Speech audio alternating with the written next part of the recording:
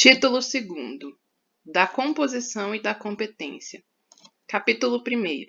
Do Conselho Especial. Artigo 7º. O Conselho Especial compõe-se de 21 membros e é presidido pelo Presidente do Tribunal. Parágrafo 1º. Integram o Conselho Especial. Inciso 1º. Os 11 desembargadores mais antigos, entre eles o Presidente do Tribunal, o primeiro vice-presidente, o segundo vice-presidente e o corregedor da Justiça. Inciso 2º. 10 desembargadores eleitos pelo Tribunal Pleno. Parágrafo 2º. Em caso de impedimento do presidente, a condução dos trabalhos será transmitida ao primeiro vice-presidente ou, na impossibilidade deste, ao segundo vice-presidente. Na impossibilidade de ambos, ao membro mais antigo que lhe suceder na ordem decrescente de antiguidade. Artigo 8º. As vagas por antiguidade serão providas pelos membros mais antigos do Tribunal Pleno, mediante ato do presidente. Artigo 9º. A eleição prevista no inciso 2º do parágrafo 1º do artigo 7º será realizada em votação secreta. Parágrafo 1º. As candidaturas serão apresentadas no início da sessão convocada para a eleição.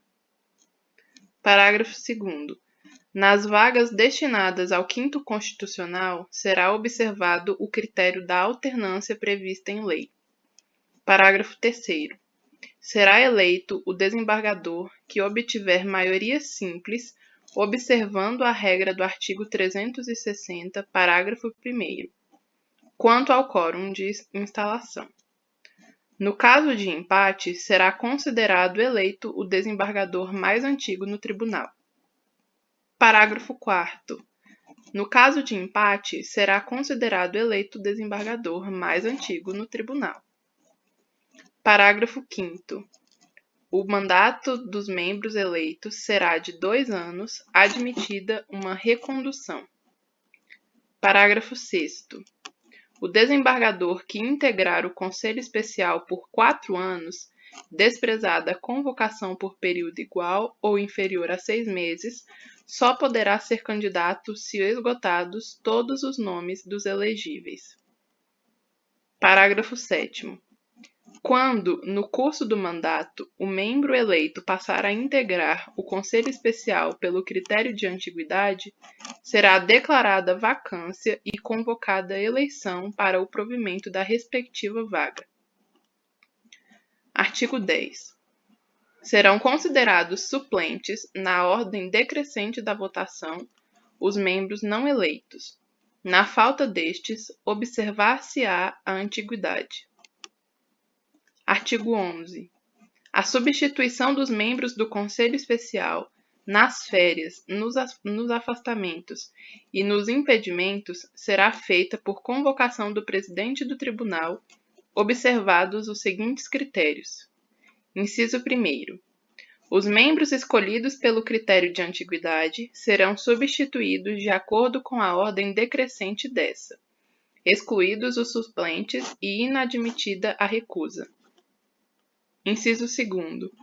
Os membros eleitos serão substituídos pelos suplentes na ordem decrescente da votação ou, na falta destes, na ordem de antiguidade inadmitida a recusa.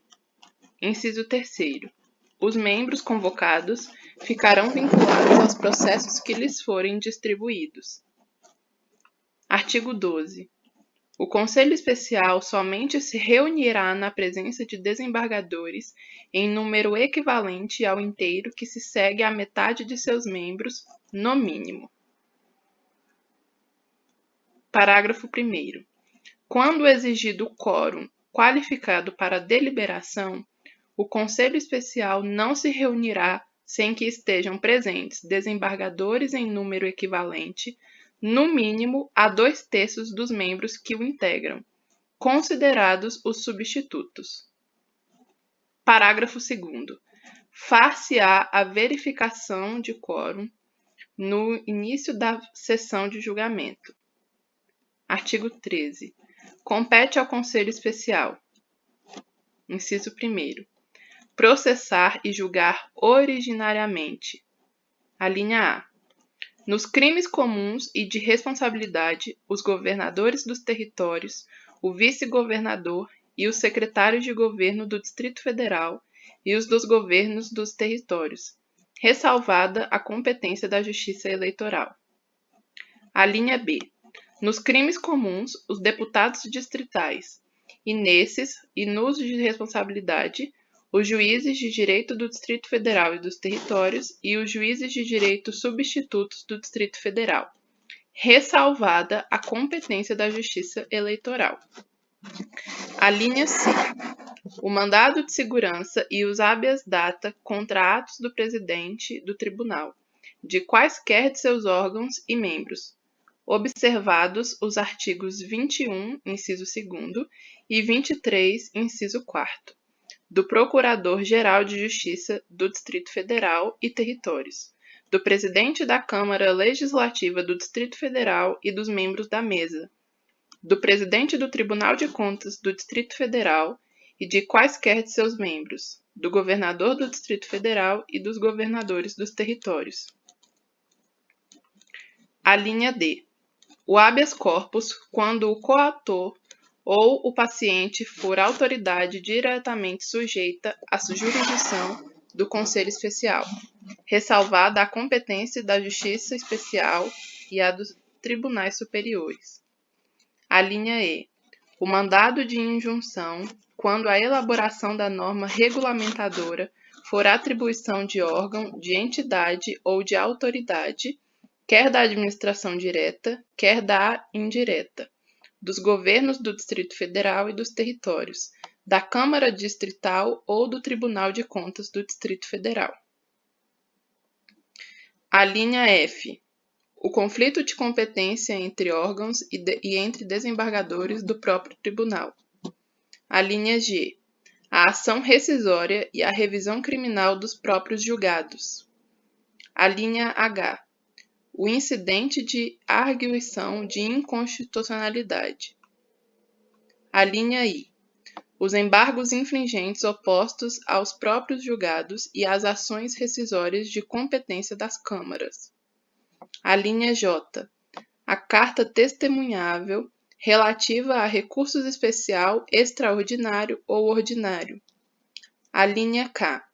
A ação direta de inconstitucionalidade e a ação declaratória de constitucionalidade de lei ou de ato normativo distrital em face da Lei Orgânica do Distrito Federal e as respectivas reclamações, para garantir a autoridade de suas decisões. Parágrafo 2º. Promover o pedido de intervenção federal no Distrito Federal ou nos territórios, de ofício ou mediante provocação. Inciso 3º. Julgar as exceções e os incidentes de impedimento ou de suspeição relativos a desembargadores e ao Procurador-Geral de Justiça do Distrito Federal e dos territórios.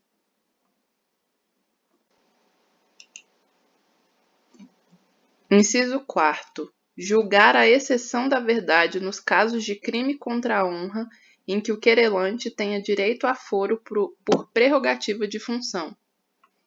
Inciso 5º. Julgar os recursos referentes às decisões dos membros do tribunal nos casos previstos nas leis processuais e neste regimento.